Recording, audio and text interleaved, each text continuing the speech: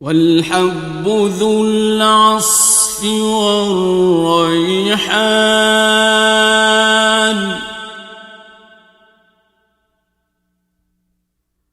فبأي آلاء ربكما تكذبان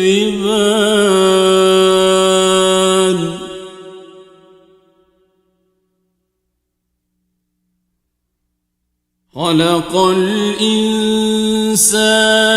من صلصال كالفخار